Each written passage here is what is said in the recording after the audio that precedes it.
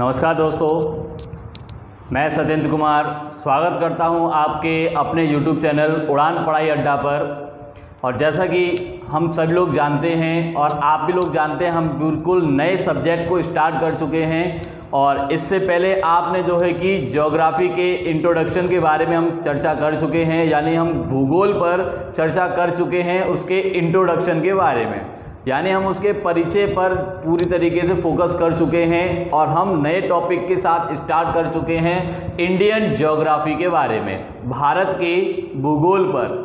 और भारत के भूगोल के लिए हम लोगों को पता होना चाहिए कि भाई भारत का जो भूगोल है या भारत की जो सामान्य भौगोलिक स्थितियां हैं, या हम उसके परिचय की बात करते हैं, इंट्रोडक्शन की बात करते हैं, या हम कहें general geographical introduction of India की हम बात करते हैं, तो ये पूरी तरीके से हम भारत के भूगोल पर ही चर्चा करेंगे। और पूरा विषय जो है कि हमारे भारत के टॉपिक पर ही रहेगा, और जिसमें कि सबसे पहले हम उसकी स्थिति के बारे में बात करेंगे, यानी उसके विस्तार के बारे में बात करेंगे कि भारत की जो स्थिति है वो स्थिति क्या है, उसका विस्तार क्या है, कहां से कहां तक फैला हुआ है, संपूर्ण विश्व में हमारा देश जो है कि किस पायदान पर पहुंच चुका है, क्षेत्रफल की दृष्टि से कहां पर है, जनसंख्या की दृष्टि से किस स्थान पर है। तो ये सारे फैक्ट जो है कि हम यहां पर कंप्लीट करने वाले हैं, और जिसमें कि हम स्टार्ट करने वाले हैं इंडियन ज्योग्राफी। और सबसे पहले हम बात करेंगे भाई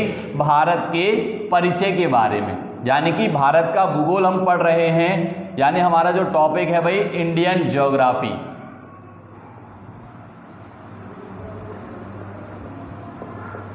हम लोग इंडियन ज्योग्राफी पढ़ रहे हैं, और इंडियन ज्योग्राफी में हम लोग बात कर रहे हैं भारत की स्थिति के बारे में और उसके विस्तार के बारे में। ठीक है, ज्योग्राफिकल लोकेशन एंड एक्सटेंट की बात की जा रही है। भारत की स्थिति, भारत की स्थिति व विस्तार। इससे पहले आपको जब मैं इंट्रोडक्शन के बारे में बता रहा था, तो मैंने आपको यहाँ इंट्रोडक्शन में भारत की स्थिति के बारे में कुछ पॉइंट्स आपको समझा दिए थे। लेकिन आज हम जो है कि पूरे विस्तार के साथ इस पूरे टॉपिक को जो है कि कंप्लीट करेंगे, पूरे विस्तार को लेकर के चलेंगे, यानी कि हम केवल इंडियन की बात करेंगे ज्योग्राफी के बारे में। ठीक है, तो सबसे पहला पॉइंट क्या होता है, अगर मैं यहाँ पर विस्तार की बात करता हूँ तो मैं यहाँ पर मुझे भाई मैप बनाना होगा। क्या बनाना पड़ेगा? मैप बनाना पड़ेगा। और उसके बाद हम कुछ पॉइंट्स होंगे, तो मैं वहाँ आपको क्लियरली सारे पॉइंट्स मैं यहाँ पर क्लियर करता रहूँगा। तो सबसे पहले हम मैपिंग बना लेते हैं भाई, नक्शा बनाएंगे भारत के। मैप को बनाया जाएगा, किसको बनाएंगे हम लोग? भारतीय मैप को हम दर्शाएंगे कि हमारा जो मैप है किस प्रकार से वर्क करेगा, किस प्रकार से हम भारत के नक्शे को बना सकते हैं। ठीक है भाई, तो परेशान होने की ज़रूरत नहीं है। पूरे तरीके से हम भारत की मैप और उसकी राजनीतिक स्थिति के बारे में सभी चीज़ों पर फोकस करेंगे कि कौन सा जिला है, क्या है, सारी चीज़ों पर हम पूरी तरीके से यहाँ पर फोकस रहेगा कि भाई पूरे भारत की स्थिति के बारे में यहाँ हम बात करेंगे। ठीक है, चलिए तो शुरुआत करते हैं हम लोग भारत की स्थिति व विस्तार के बारे में, या हम कहें अब स्थिति की बात करें तो। ठीक है, अब स्थिति की बात करें या हम स्थिति की बात करते हैं, यहाँ हम केवल स्थिति को ही रखेंगे भाई, लोकेशन की ही बात करेंगे। ठीक है, तो सबसे पहले हम मैप बनाएंगे। मैं यहाँ मैप बना करके तैयार कर देता हूँ भाई। ठीक है,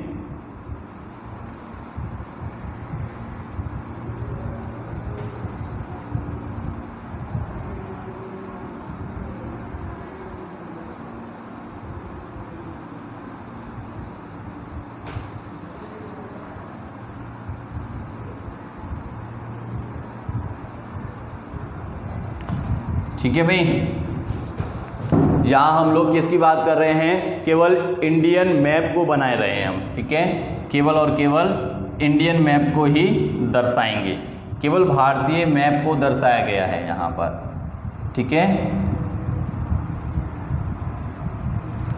देखिए भाई, जो हम इंडियन का जो हमारा भारतीय मैप है या हम भारतीय नक्शे की बात करते हैं, तो वो भी कुछ इसी प्रकार से बना हुआ है। ठीक है, कुछ इस प्रकार से बना हुआ है, और जिसमें कि हम लोग यहाँ से कुछ इस प्रकार से ये हमारा मैप है और ये कंडीशन बनी हुई है। ठीक है भाई, इस प्रकार से हम इस कंडीशन को बनाए हुए हैं। अब इसके बाद में जब हम नीचे की ओर जाएंगे, यानी कि जब हम नीचे की ओर पहुंचते हैं तो नीचे की ओर भी हमारी कुछ कंडीशंस होंगी भाई। तो वो कंडीशन क्या हैं, तो वही कंडीशन हम यहाँ पर देखेंगे कि भाई जो हमारी नीचे वाली जो कंडीशन है वो किस प्रकार से बनी हुई है। ठीक है, किस प्रकार से हम इस कंडीशन को बनाएंगे। तो मान लीजिए ये हमारे भारत का मैप है, और इसमें भी जब हम यहाँ पर भी और भी कई सारी चीज़ें होंगी तो हम उसे भी शामिल करेंगे। जैसे कि ये हमारा श्रीलंका बना हुआ है, ठीक, ये श्रीलंका जुड़ा हुआ है, यहाँ से श्रीलंका को भी हम यहाँ पर इस प्रकार से बना देते हैं, या हम कुछ इस प्रकार से बनाएंगे श्रीलंका को भाई। ठीक है, ये हमारा श्रीलंका है, ये अपना श्रीलंका है। अब श्रीलंका तो हो गया।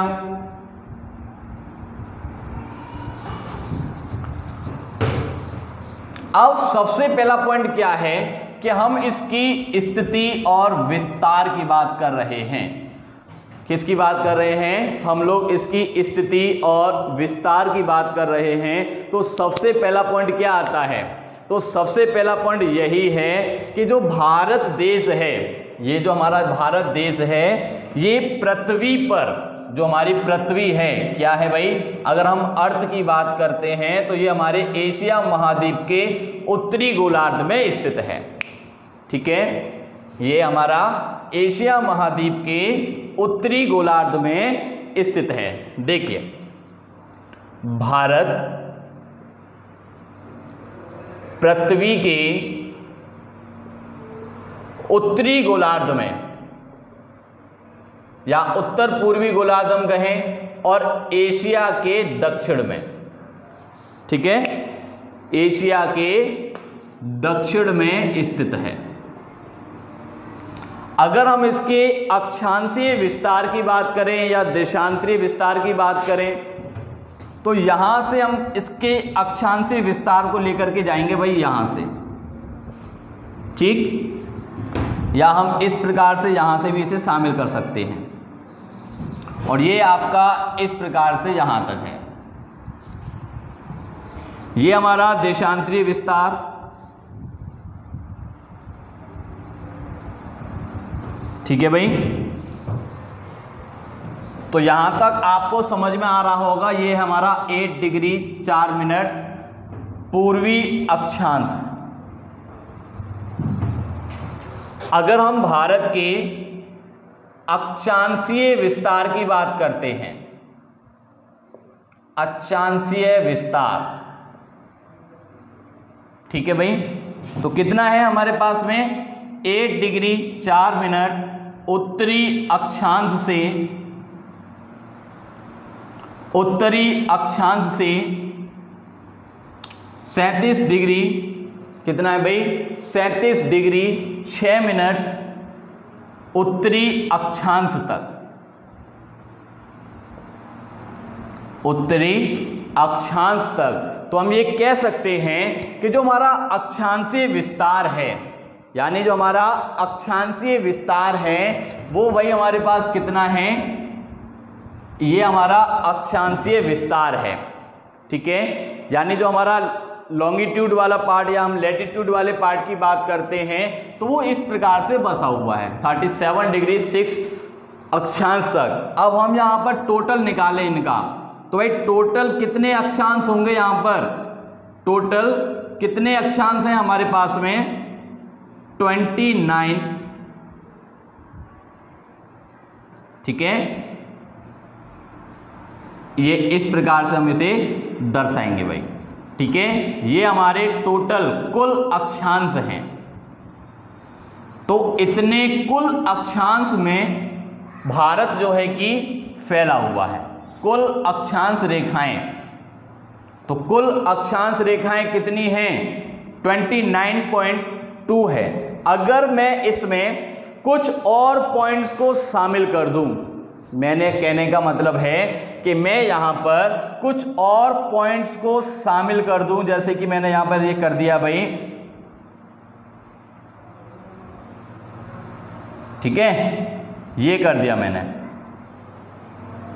अब इसे मैं किस प्रकार से निकाल सकता हूं भाई, तो मैं इसे में से कुछ ऐसे निकालूंगा, तो टोटल कितना निकल के आएगा भाई 31 कुछ पॉइंट हैं, क्योंकि मैंने जो आपको ये 6 डिग्री और 45 मिनट तक जो बताया है ये भी हमारे एक अक्षांश रेखाएं हैं, और ये किसकी अक्षांश रेखा है, भारत की ही अक्षांश रेखा है, जो कि भाई हमारे इंदिरा पॉइंट को डिनोट करती है। किसे डिनोट करती है, इंदिरा पॉइंट को, यानी कि यहाँ हमारा जो इंदिरा पॉइंट है, ये जो अंडमान निकोबार वाला क्षेत्र बना हुआ है, तो इस प्रकार से, तो ये हमारा जो इंदिरा पॉइंट है, तो इसका जो अक्षांशीय विस्तार है वो कितना भाई 6 डिग्री 45 मिनट पूर्वी अक्षांश तक। तो ये हमारा इंदिरा पॉइंट वाला पॉइंट है, जो हमारा इंदिरा पॉइंट है, ठीक है, क्या है हमारा इंदिरा पॉइंट,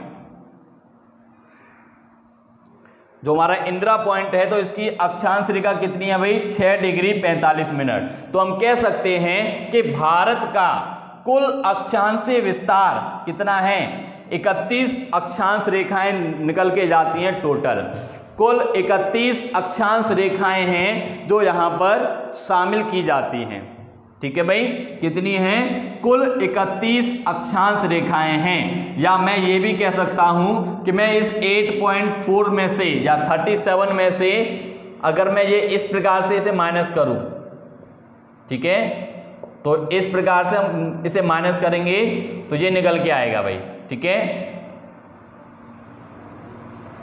ये लीजिए, तो समझ में आया। तो कुल अक्षांश रेखाएं कितनी है हमारे पास में 31, यानी कि कुल 30 या 31 अक्षांश रेखाएं हैं जो कि हमारे भारत के अंदर फैली हुई हैं। यहां तक समझ में आ रहा होगा आप सभी के, सबकी समझ में आ गया होगा भाई कि मैं किस पॉइंट की बात कर रहा हूं।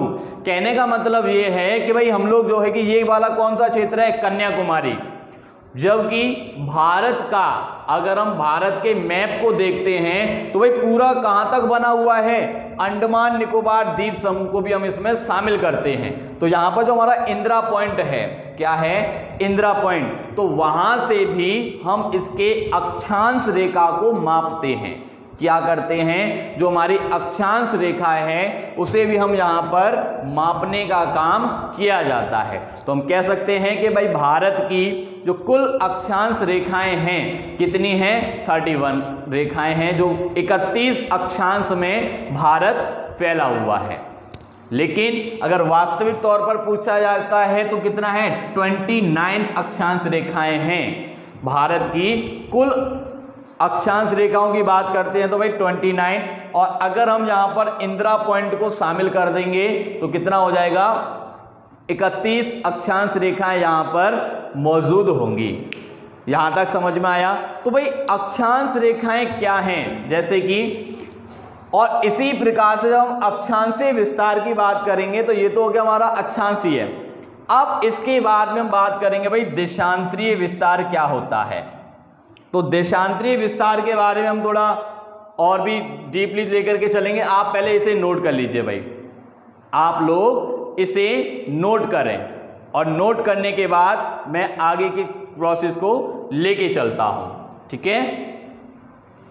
जैसे कि मैं आप छोटा सा मैप बना देता हूं यहां पर भाई, ठीक है, मैं यहीं पर एक मैप बनाने का प्रयास करता हूं, और जो कि आपके समझ में भी आ जाएगा, ठीक है, समझ में भी आ रहा होगा आप सभी के, तो परेशान ना होइएगा, ठीक है। मान लीजिए ये हमारा भारत है, और इस भारत में ऐसे कई सारे कंडीशंस होंगी। चलिए, तो ये पॉइंट मैं कंप्लीट कर देता हूं, इसे हटा देता हूं यहां से, मैं इसे रफ कर देता हूं भाई। अक्षांशीय विस्तार को मैंने यहां पर रफ कर दिया है। अब हम इसकी बात करते हैं देशांतरीय विस्तार क्या होता है, कि भाई देशांतर क्या होते हैं। अक्षांश क्या होता है? किसी भी क्षेत्र की स्थिति को दर्शाना, उसकी लोकेशन को पता कर सकते हैं हम लोग, उसकी लोकेशन को पता किया जा सकता है। अब हम बात करते हैं देशांतरों की। देशांतरीय विस्तार, ठीक है, लॉन्गिट्यूड।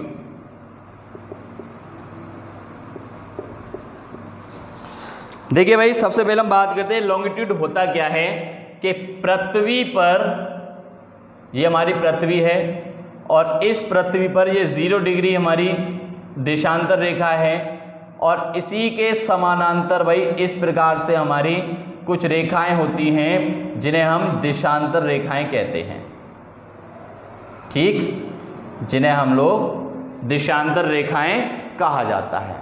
यहां तक तो समझ में आ रहा है ना सभी के कि ये हमारी देशांतरीय रेखाएं हैं, ये हमारा देशांतरीय विस्तार है। अब इसके बाद में या हम इसे, ये जो 0 डिग्री है इसे हम क्या कहते हैं भाई? मध्यांतर देशांतर के नाम से जानते हैं, मध्यांतर देशांतर कहा जाता है, ठीक है, या हम इसे कह सकते हैं मिडनाइट मेरिडियन, ठीक है, मिडनाइट मेरिडियन, क्या कहेंगे? मिडनाइट मेरिडियन, मिडनाइट मेरिडियन कहा जाता है। यहां तक क्लियर हो गया? और इस प्रकार से, या हम इसे भी कह सकते हैं कि भाई 180 डिग्री देशांतर को, यानी कि जो हमारा 180 पूर्वी देशांतर होता है उसे भी हम क्या कहते हैं? मिडनाइट मेरिडियन कहा जाता है। क्या कहा जाता है? मिडनाइट मेरिडियन कहा जाता है, ठीक। अब इसके बाद में जब हम और आगे की बात करते हैं तो सभी लोग पता है भाई, हम सभी जानते हैं कि जो हमारी पृथ्वी है, यानी जो हमारी पृथ्वी है, तो इसके 180 के अकॉर्डिंग, तो 180 को हम क्या कहते हैं भाई? मिडनाइट कहते हैं। तो इसके पश्चिम में 90 होंगे और पूरब में भी 90 होंगे, दोनों कंडीशन में 90-90 देशांतर दोनों तरफ होंगे। तो यहां पर हम क्या करते हैं कि भाई सूर्यास्त जो है कि कब होता है और सूर्य उदय कब हो रहा है, तो यहां हम ये कंडीशन प्राप्त कर सकते हैं कि भाई 180 डिग्री के, यानी जब हमारी पृथ्वी 180 डिग्री पर होगी तो हम उसे कहते हैं भाई मिडनाइट, ठीक है, अर्धरात्रि देशांतर। क्या कहेंगे हम उसे? अर्धरात्रि देशांतर कहा जाएगा। जो हमारा अर्धरात्रि देशांतर है वो यहां काम करता है। और 180 यानी मिडनाइट के पूरब में जो 90 डिग्री देशांतर है, जैसे हम क्या कहते हैं भाई? सूर्यास्त, सनराइज होता है, ठीक है। सन जो है कि, सूर्य जो है कि उगने का काम करता है, उगता है, निकलने का काम करता है, निकलता है। तो यहां पर हमारा सूरज निकलता है, वो कहाँ है भाई? तो ये हमारा सूर्यास्त, सनराइज टाइम हो जाता है, जो कि आपके 90 डिग्री पूर्वी देशांतर पर सूर्यास्त होता है। और जब अगर हम 90 डिग्री अगर हम पश्चिम की बात करते हैं, हम लोग अगर पश्चिम की बात करते हैं तो यहां पर सूर्योदय होता है, सूर्योदय, ठीक है। क्या होता है? सूर्योदय पश्चिमी में, तो सूर्य उदय होता है इस प्रकार से। तो अब समझ में आ गया ना आपके? तो भाई पूरब में सूर्यास्त और यहां पर सूर्य उदय। लेकिन भाई 0 डिग्री से हम इधर जा रहे हैं तो ये तो हमारा पूरब ही है। जब हम 0 डिग्री से 180 अगर हम इधर जाएंगे तो ये तो हमारे लिए भाई ईस्ट है, तो हमारे लिए तो भाई क्या है? सूर्योदय हो रहा है। और जब हम पश्चिम में जाएंगे तो ये क्या है? सूर्यास्त होगा। यहां तक समझ में आया? हाँ भाई, एक सेकेंड भाई, मैंने यहाँ सनसेट लिखना था मुझे। सूर्यास्त जो है कि सनसेट होता है, ठीक है, सनसेट। और ये होता है आपका सनराइज। सूर्यास्त, सूर्योदय को हम सनराइज कहते हैं, ठीक है, और सूर्यास्त को सनसेट कहा जाता है। यहाँ तक समझ में आया? अब इसके आगे और भी कई सारे टॉपिक हैं, क्योंकि हम लोग जानते हैं कि भाई पूरी पृथ्वी पर, जो हमारी पूरी पृथ्वी है, तो इस पूरी पृथ्वी पर टोटल कितने देशांतर रेखाएं हैं? 360 हैं। कितनी हैं? 360 देशांतर रेखाएं जो है कि यहां पर बनी हुई हैं। और इन 360 डिग्री रेखाओं को ही, ठीक है, तो अब हम बात करते हैं 360 डिग्री रेखाएं होती हैं। तो पृथ्वी भाई 24 घंटे के अंदर काम करती है, 24 घंटे घूमती है। तो 24 घंटे के अंदर जब घूमेगी तो ये 15 डिग्री देशांतर को पार कर जाएगी 24 घंटे के अंदर, ठीक है। कितने? 15 घंटे जो है कि यहाँ पर 15 देशांतर वृत्त, यानी जो हमारे 15 लॉन्गिट्यूड हैं, ये उन्हें जो है कि पार करने का काम करती है, ठीक है। जिसे हम क्या कहते हैं भाई?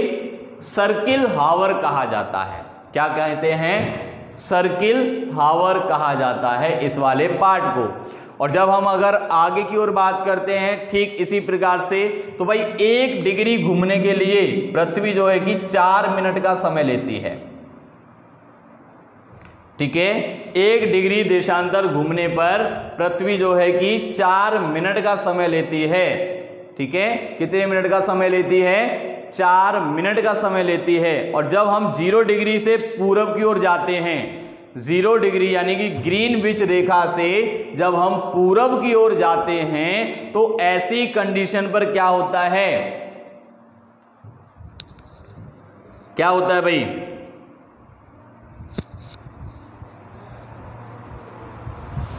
कहने का मतलब ये है कि जब हम लोग 0 डिग्री देशांतर से पूरब की ओर जाते हैं, तो प्रत्येक 15 देशांतर पर 1 घंटा जो है कि बढ़ जाता है, ठीक है।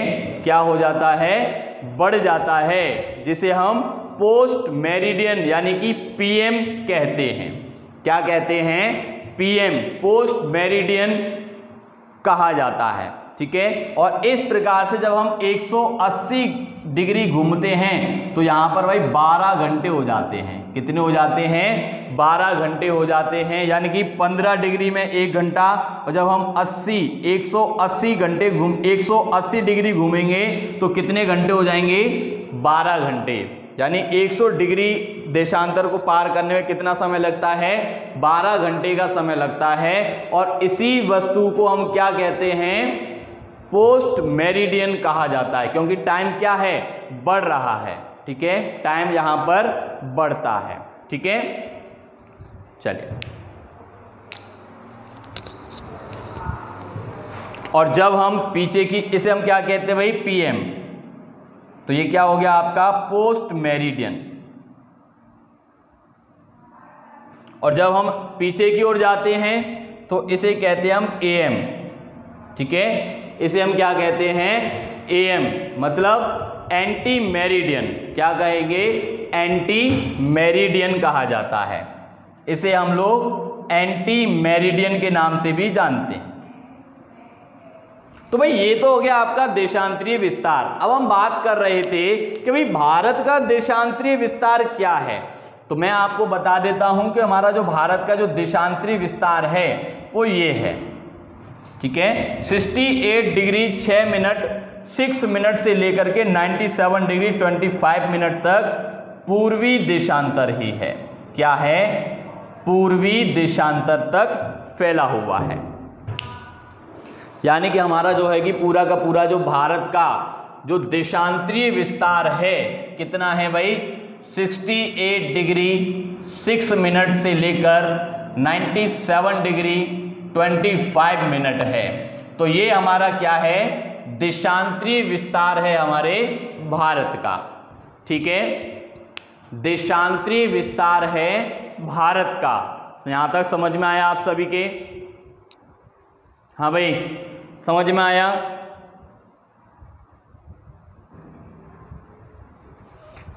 अब इसके बाद में अब हम यहां पर अगर क्षेत्रफल की अकॉर्डिंग बात करते हैं, किसकी बात करते हैं? क्षेत्र की बात करते हैं, तो भाई हम कह सकते हैं कि हमारा भारत जो है कि इसकी आकृति की बात की जाती है तो कैसा है? चतुष्कोणीय है।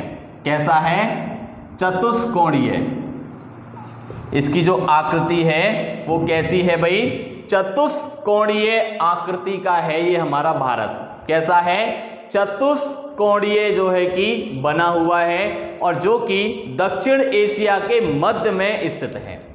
कहां पर स्थित है? दक्षिण एशिया के मध्य में स्थित है। समझ में आ रहा होगा आपके, दक्षिण एशिया के मध्य में स्थित है। और अगर हम और आगे की बात करते हैं तो हम इसे पश्चिम अरब प्रायद्वीप के नाम से भी जानते हैं। इसे हम लोग अरब यानी कि प्रायद्वीप भी कहा जाता है। और प्रायद्वीप हम इसे क्यों कहते हैं? क्योंकि ये 3 ओर से घिरा हुआ है। यानी कि ये है आपकी बंगाल की खाड़ी, बे ऑफ बंगाल, और इधर है आपका अरब सागर, और ये है आपका हिंद महासागर। तो जिस कारण हम इसे प्रायद्वीप की संज्ञा देते हैं। क्या देते हैं भाई? इसे हम लोग जो है कि प्रायद्वीपीय की संज्ञा देते हैं। अगर हम इसके पूरब और पश्चिम की बात करते हैं, यानी कि जो हमारा पूरब पश्चिम का जो विस्तार है कितना है, तो भाई उत्तर से लेकर के और दक्षिण की बात कही जाए, किसकी बात कही जाए? उत्तर से लेकर अगर हम दक्षिण की बात कर रहे हैं तो भाई सीधा सा फंडा ये है, अगर हमें उत्तर से और दक्षिण की ओर जाना है, कहां जाना है? उत्तर से दक्षिण की ओर जाना है तो लगभग 3214 किलोमीटर चलना होगा। और जबकि अगर पूरब से पश्चिम जाना है तो 2933 किलोमीटर चलना होगा।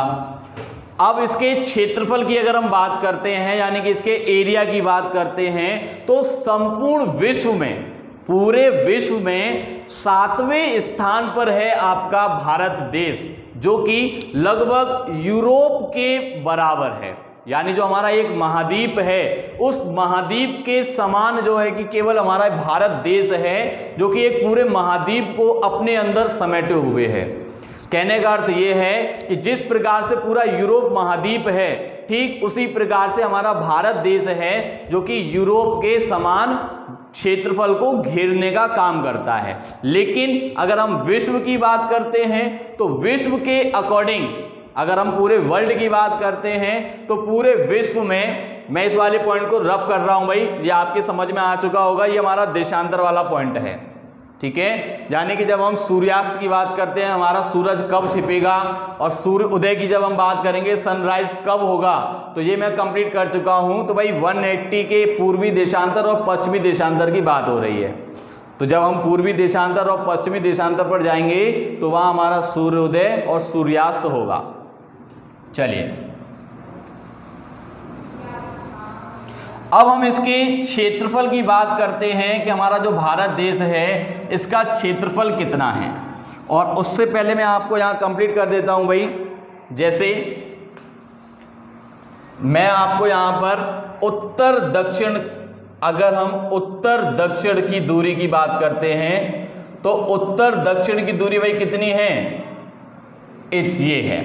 पूर्व पश्चिम की अगर बात करते हैं तो भाई पूर्व पश्चिम की जो दूरी है वो कितनी है हमारे पास? 2933 किलोमीटर है, ठीक है। यहां तक समझ में आ गया होगा आप सभी के। और अगर हम इसके आकृति की बात करते हैं कि भाई आकार कैसा है, इसकी जो आकृति है, आकृति कैसी है? चतुष्कोणीय है, ठीक है भाई। इसकी जो आकृति है चतुष्कोणीय आकृति का है, ये हमारा चतुष्कोणीय, ठीक है भाई। कैसा है? चतुष्कोणीय है। अब इसके बाद में कुछ और भी पॉइंट्स होंगे, जैसे कि हम आगे की बात करते हैं तो ये तो आपको समझ में आ गया 2933 किलोमीटर। अब यहां पर हम कुछ और पॉइंट हैं, जैसे कि भाई यहां हमारा जो बंगाल की खाड़ी के अंदर हमारा जो अंडमान निकोबार है, क्या है? अंडमान निकोबार। यहां समझने का प्रयास कीजिएगा भाई, ठीक है। यहां समझने की कोशिश कीजिए कि भाई यहां तक तो ये हमारा कन्याकुमारी वाला पॉइंट है और यहीं पर हमारा 8 डिग्री 4 मिनट बना हुआ है। लेकिन मैंने आपको बताया कि भारत का जो अक्षांशीय विस्तार है वो ये है, और यहां पर क्या है? इंदिरा पॉइंट है। यहां हमारा इंदिरा पॉइंट बना हुआ है। कहां बना हुआ है भाई? बंगाल की खाड़ी में बना हुआ है, ये हमारा बंगाल की खाड़ी में बना हुआ है, जहाँ पर हम क्या है कि भाई ये हमारा अंडमान निकोबार है, ये पूरा अंडमान निकोबार है। तो क्या हम केवल यहाँ तक ही तो पढ़ रहे हैं 3214 किलोमीटर, तो भाई ये भी तो भारत का ही क्षेत्र है, इसे भी तो हम शामिल करेंगे। ये पूरा जो है कि भारत का ही तो क्षेत्र है, तो इसको भी हम शामिल करेंगे। तो दूरी कितनी है हमारे पास में? 281 किलोमीटर। कितना है? 281 किलोमीटर है, जो कि भाई समुद्र में भी अपनी सीमाओं को बनाया हुआ है। समझ में आ गया? समझ में आया? ये वाला पॉइंट समझ में आ गया होगा। 281 किलोमीटर है, जो कि आपके कन्याकुमारी से और नीचे जाने पर हम 281 किलोमीटर और चले जाते हैं, जो कि हमारे इस क्षेत्र को दर्शाने का काम करती है। चलिए आगे होगा, अब आगे किसकी बात की करेंगे, तो ये वाला पॉइंट समझ में आ गया होगा आपके। चलिए आगे हम क्या बात करेंगे? आगे हम बात कर रहे थे इसके क्षेत्रफल के बारे में। किसके बारे में बात हो रही है? क्षेत्रफल के बारे में हम बात कर रहे हैं, इसके एरिया के बारे में हम बात करेंगे कि भाई भारत का जो एरिया है कितना है। तो पहला पॉइंट तो यही है कि भाई संपूर्ण विश्व का 7वां देश है, क्षेत्रफल दृष्टि में ये 7वां देश है। ठीक है, 7वां देश है, जो कि कनाडा का 1/3, कनाडा का 1/3, जबकि जापान का 8 गुना है। अगर हम एरिया की बात कर रहे हैं तो जापान का भाई कितना है? 8 गुना। और अगर हम यही बात करें भाई इंग्लैंड की, तो इंग्लैंड से कितना बड़ा है? लगभग 12 गुना बड़ा देश है भारत। कितने गुना बड़ा है? 12 गुना जो है कि अधिक बड़ा है भारत जो है कि। ठीक है, और क्षेत्रफल की दृष्टि से कितने स्थान पर है? 7वें स्थान पर है। और जो हमारे बाकी के जो अन्य देश हैं, जैसे कि हम रूस की बात करते हैं, रशिया है, कनाडा है, यूएसए है, अगर हम संपूर्ण विश्व की बात करते हैं तो कितना है हमारे पास? 2.43%। यहां तक तो समझ में आ रहा है ना आप सभी के कि भाई क्षेत्रफल की दृष्टि से 7वां देश है, जो कि विश्व में 2.43% क्षेत्रफल को घेरता है, और जो कि कनाडा का 1/3 देश है, जबकि जापान का 8 गुना है और इंग्लैंड का 12 गुना बड़ा है। अगर हम यहाँ पर इंग्लैंड की बात करें, यूनाइटेड किंगडम की बात करते हैं, तो भाई ये क्या है? 12 गुना बड़ा है अपना देश भारत। यहाँ तक क्लियर हो गया होगा आप सभी के। तो इसके क्षेत्रफल की बात करते हैं तो प्रेजेंट टाइम में भाई क्षेत्रफल कितना है? 32,87,263 किलोमीटर स्क्वायर। ठीक है, प्रेजेंट टाइम में ये हमारा एरिया है, क्षेत्रफल की अगर हम बात करते हैं। अब अगर हम और भी कई सारे, जैसे कि भाई रूस है, जैसे कि हम लोग रूस की बात करते हैं भाई, रूस, कनाडा की बात कर रहे हैं, कनाडा।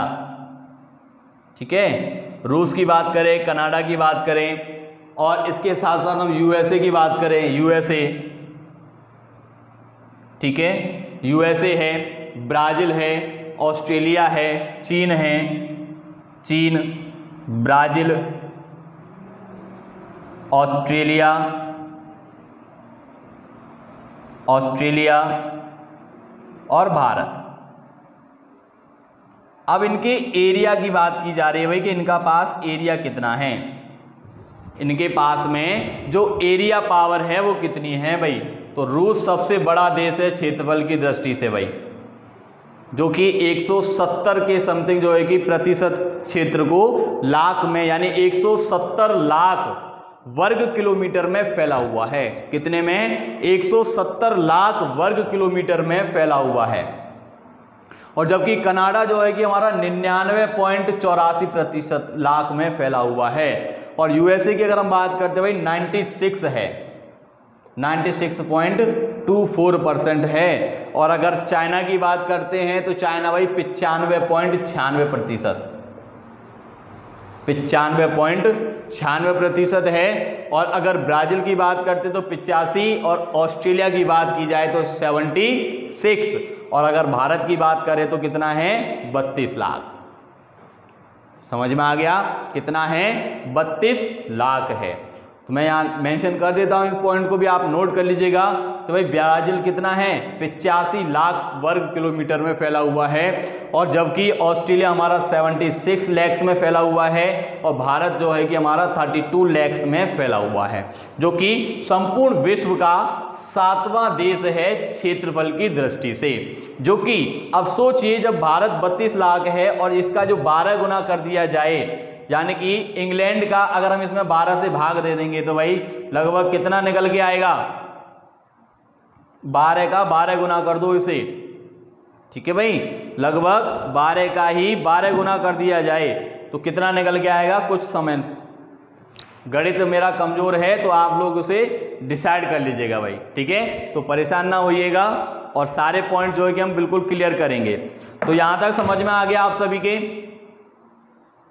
भाई, क्षेत्रफल से लेकर के, और हमने इसकी सारी चीजें हम कंप्लीट कर चुके हैं। अक्षांशीय विस्तार भी हो गया, देशांतरीय विस्तार भी हो गया, हम पूरे विस्तार की बात कर चुके हैं। हमने यहाँ पर इस वाली रेखा को भी यहाँ पर शामिल कर लिया है। बंगाल की खाड़ी हो गई, अरब सागर हो गया, हिंद महासागर हो गया। यहाँ तक किसी को कोई डाउट? अगर किसी का कोई डाउट है तो भाई पूछ लीजिएगा, क्योंकि अगर ज्योग्राफी आपको पढ़नी है तो इससे अच्छा जो है कि भाई और कुछ नहीं हो सकता है, क्योंकि जितना मुझे है जहाँ तक आपकी परीक्षा में संभव है वो सारा मैं जो है कि आपको यहाँ पर कंप्लीटली बता चुका हूँ, जो कि आपके एग्जाम में पूछ सकता है। आपके एग्जाम में जो जो पॉइंट आपसे पूछ सकते हैं वो सारे के सारे पॉइंट मैं यहाँ पर क्लियर कर चुका हूँ। अगर आप एग्री हैं तो कमेंट्स करके बता दीजिए भाई, जिससे कि हम लोग अपने नेक्स्ट पॉइंट पर आगे बढ़ेंगे, और जिसमें कि हम लोग भारत के ही बारे में बात करने वाले थे, ठीक है। हम लोग भारत की सीमाओं की बात करेंगे, यानी इंडियाज फ्रंटियर्स की बात की जाएगी। अब हम किसकी बात करेंगे? भारत के फ्रंटियर्स की बात की जाती है, सीमाओं की बात कहेंगे। और इसी के साथ साथ मैं यहाँ पर आपको कुछ ऐसे पॉइंट्स भी बता दूंगा जो कि निरंतर यहाँ पर बने रहेंगे। कुछ पॉइंट्स ऐसे होंगे जो यहाँ पर आपके लिए भी बहुत ही इम्पोर्टेंट होंगे, बहुत ही महत्वपूर्ण पॉइंट होंगे, और सारे के सारे पॉइंट यहाँ पर हम कवर करेंगे। तो सारे के सभी चीज़ें समझ में आ रही होंगी आपके।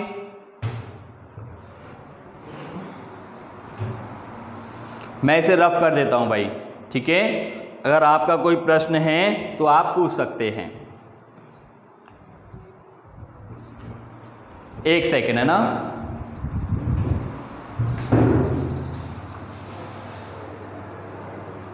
हाँ, तो समझ में आ गया होगा, हम इस पॉइंट को हम क्लियर कर चुके हैं भाई। अब हम बात करते हैं भारत की सीमाओं के बारे में। किसकी बात करेंगे? भारत की सीमाओं के बारे में।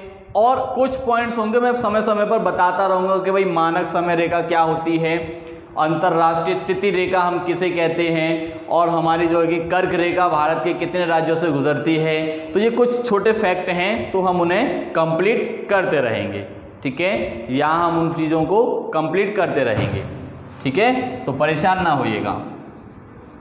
अब इसके बाद हम लोग जो है कि भारत की सीमाओं की बात करेंगे, यानी हमारा जो भारत देश है उसकी इंडिया फ्रंटियर की बात की जाएगी। बाउंड्रीज वगैरह जो होती हैं, इसकी जो सीमाएं हैं, हम केवल उन सीमाओं की बात करेंगे कि भारत की जो सीमाएं हैं किस प्रकार से फैली हुई हैं। यहाँ तक क्षेत्रफल में कोई परेशानी तो नहीं है आप लोगों को भाई? अगर कोई परेशानी है तो भाई प्लीज़ बता दीजिएगा, जिससे कि मैं आगे बढ़ सकूँ, ठीक है। और आप लोग यहाँ केवल भाई पढ़ाई करने के लिए हैं, तो आपको जो है जो पूछना है आप पूछ सकते हैं।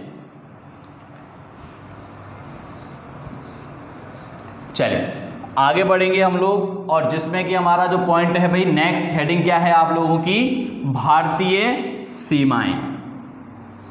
जो हमारी नेक्स्ट हेडिंग है वो है भारतीय सीमाएं।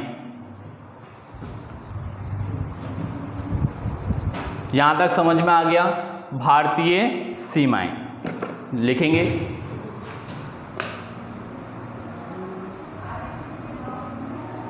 इंडियन, ठीक है, सॉरी, इंडिया फ्रंटियर,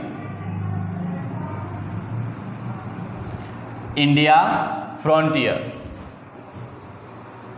अब भाई ये क्या पॉइंट है, समझने का कोशिश कीजिएगा यहाँ पर कि हम किस पॉइंट की बात कर रहे हैं। ठीक है, यहाँ हम लोग किस पॉइंट की बात करेंगे। तो भाई ये देखिएगा आप लोग कि यहाँ पर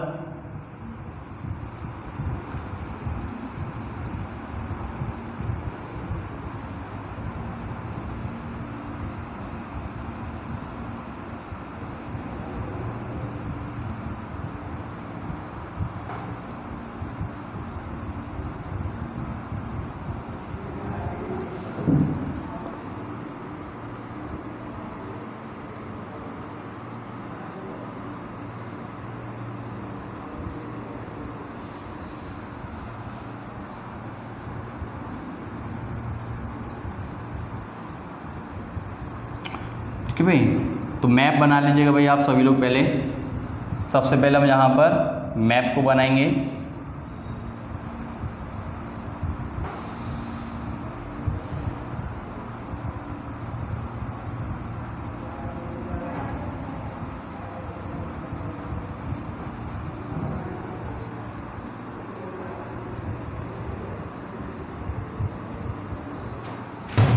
देखिए समझेंगे हम, केवल यहाँ हम केवल चीज़ों को समझ रहे हैं। ठीक है, मैप पे मत जाइएगा। अच्छा, मैं आपको समझा ही देता हूँ भाई अच्छे से क्या करना है क्या नहीं करना है।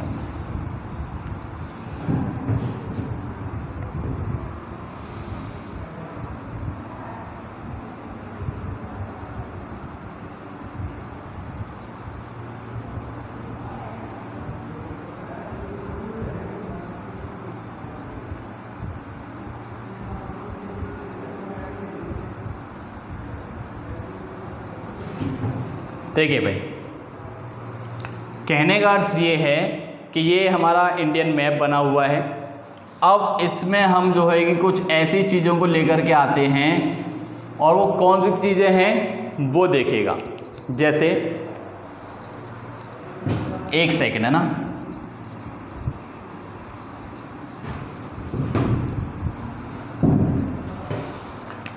सबसे पहला पॉइंट क्या है भाई, भारत की सीमाओं की बात कही जा रही है।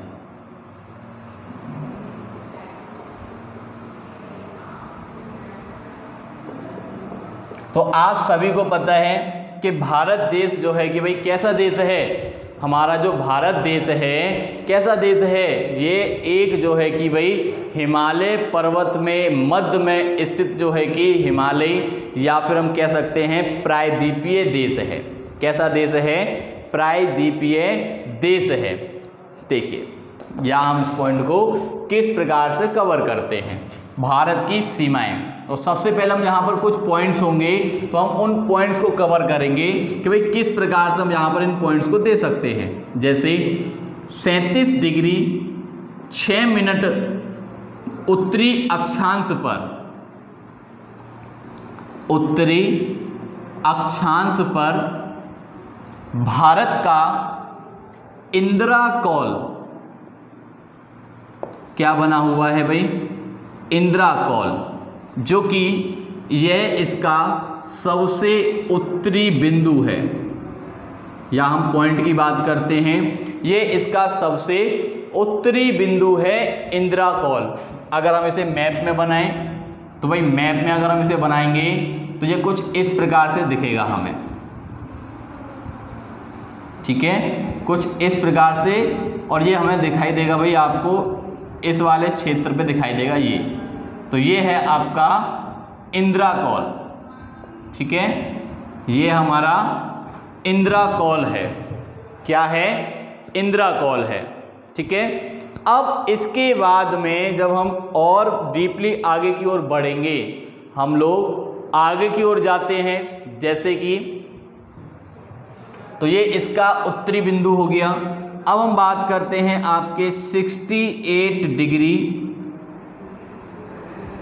7 मिनट की बात करते हैं तो ये है आपका भाई पूर्वी देशांतर। क्या है? पूर्वी देशांतर।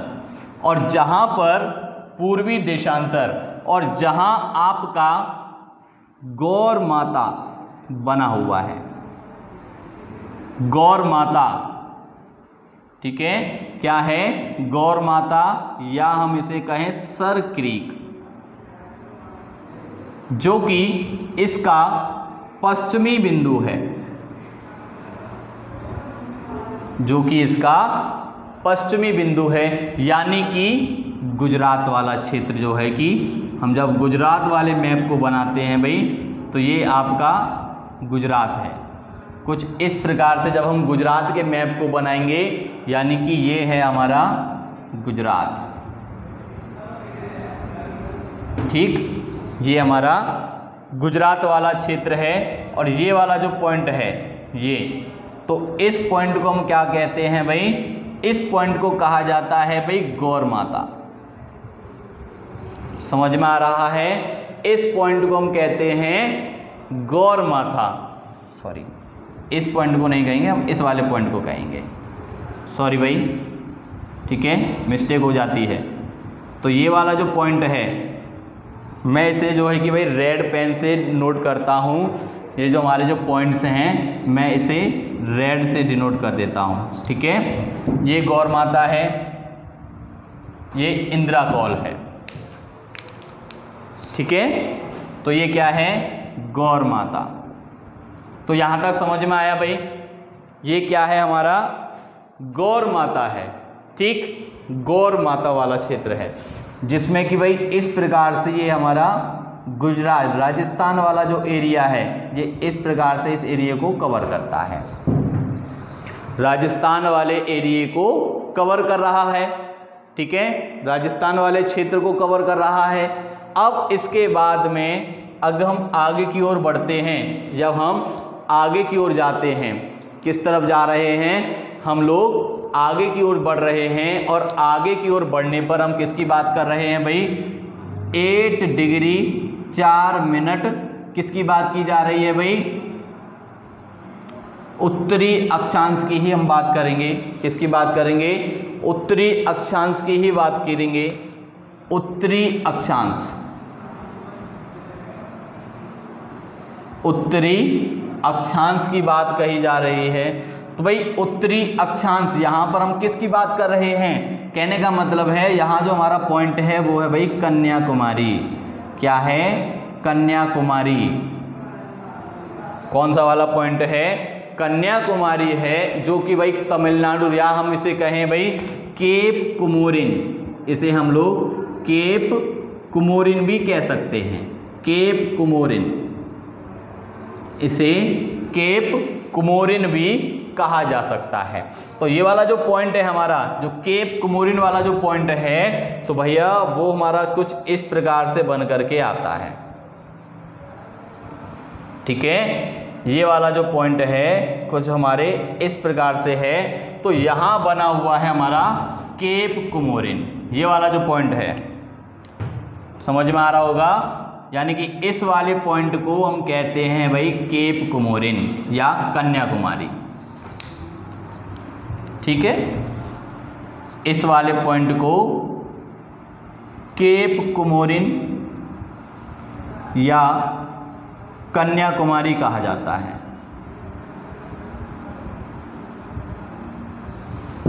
केप कुमोरिन और कन्याकुमारी के नाम से जानते हैं, ठीक है। यहां तक सबकी समझ में आ गया होगा भाई? हाँ भाई, समझ में तो आ गया ना सभी के?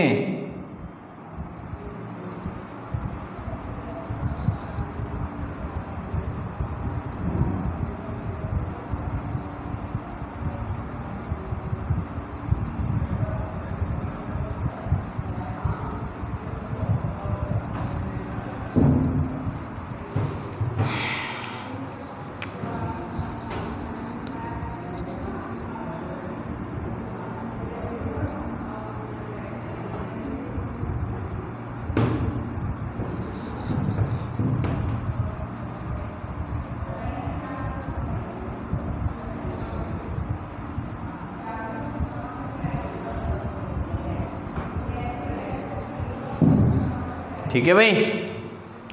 तो ये वाला जो पॉइंट है हमारा क्या है, केप कोमोरिन। अब इसके बाद में लास्ट पॉइंट जो है, हम उस लास्ट पॉइंट की बात करेंगे और वो भी उसी प्रकार से मैं यहाँ पर उसको दर्शा दूंगा भाई, किस प्रकार से हम इसे दर्शा रहे हैं। ठीक है भाई, तो परेशान ना होइएगा। नेक्स्ट, और भारत का अगर हम यहाँ पर कुछ और पॉइंट की बात करते हैं, जैसे कि भाई 97 डिग्री 25 मिनट, तो ये भी हमारा पूर्वी देशांतर पर ही है, ये हमारा पूर्वी देशांतर पर ही बसा हुआ है। इसे हम पूर्वी देशांतर पर ही बसाए हुए हैं और जिसे भाई क्या कहा जाता है, इसे हम क्या कहेंगे भाई, जो हमारा दक्षिणतम बिंदु है या हमारे जो पूर्वी बिंदु है उसे हम क्या कहते हैं, जो हमारा पूर्वी बिंदु है।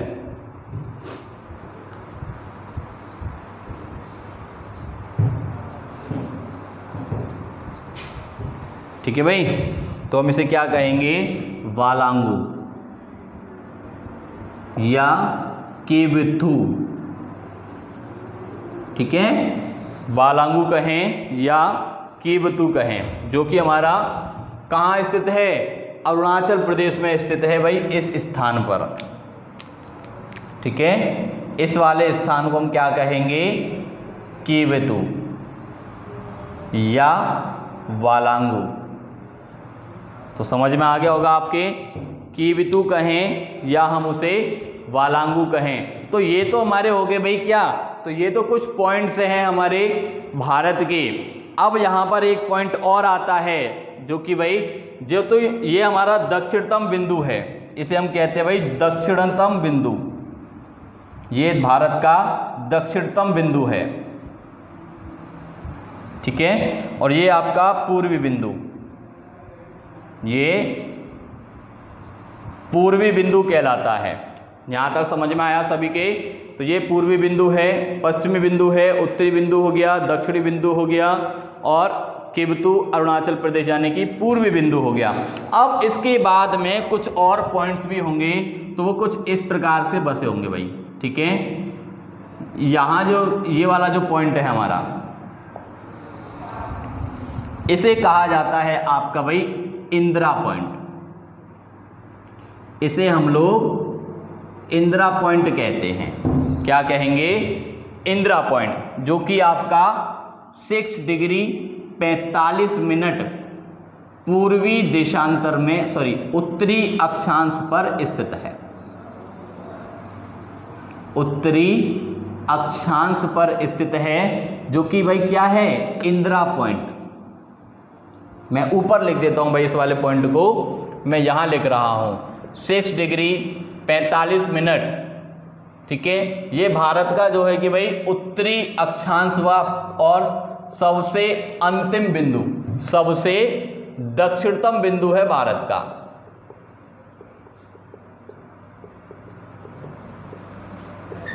जिसके हम भाई इंदिरा पॉइंट कहते हैं। इसे हम इंदिरा पॉइंट कहें या पिगमिलियन पॉइंट कहें, या हम इसे पिगमिलियन पॉइंट कहें।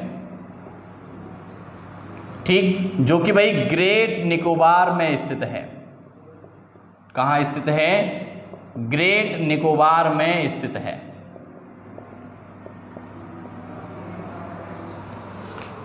ग्रेट निकोबार में स्थित है।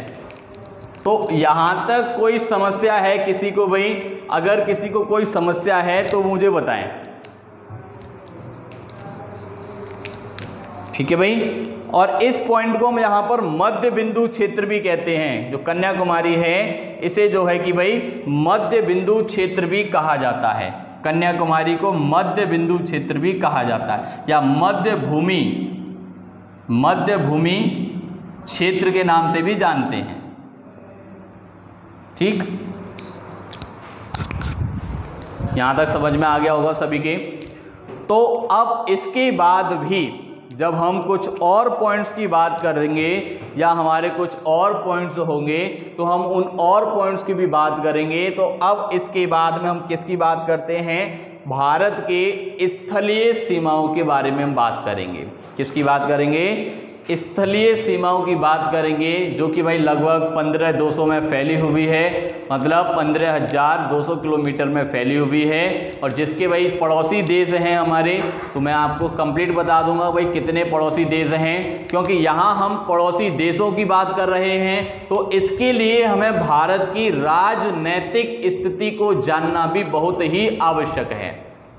यानी कि कहने का मतलब क्या है कि जब हम भारत की राजनीतिक स्थिति को जानने का प्रयास करेंगे तो उसी कारण जो है कि हमारे समझ में आएगा भाई कि ये भारत की राजनीतिक स्थिति है। समझ में आ गया? हाँ, तो समझ में आ गया ना भाई। तो हम लोग जो है कि इसके बाद जो हमारा नेक्स्ट वीडियो अपलोड होकर, यानी कि जब हम नेक्स्ट वीडियो की बात करेंगे जिसमें कि हम भारत के राजनीतिक परिवार की बात करेंगे या राजनीतिक परिवर्तन की बात करेंगे, कौन कौन से परिवर्तन हैं, किस देश के साथ कौन सी सीमाएं लागू होती हैं। तो इससे पहले हमें जो है कि सीमाओं को पढ़ने से पहले हमें जो है कि इसके राजनीतिक जीवन के बारे में जानना होगा। और तब तक आप सभी लोग बने रहिए साथ में, और कुछ समय बाद आपकी मैथ की क्लास स्टार्ट हो जाएगी। तो आप सभी लोग जो है कि बने रहें, मैथ की क्लास लेते रहिए भाई। और सभी से निवेदन है कि जो भी हमारे चैनल पर नए लोग हैं भाई, चैनल को सब्सक्राइब करें, बेल आइकन को दबाएं, जिससे कि सारे नोटिफिकेशन आप तक पहुंचें। और एक बार मैं आपको फिर से याद दिला देता हूं, क्योंकि हमारे चैनल का नाम चेंज कर दिया गया है, जो कि आपके लिए भाई उड़ान पढ़ाई अड्डा के नाम से आप सर्च कर सकते हैं, जो कि यूट्यूब पर आपको प्रोवाइड और अवेलेबल कर दिया गया है, जिससे कि आप सभी लोग समझ सकते हैं। और तब तक आप बने रहिए। धन्यवाद। जय हिंद।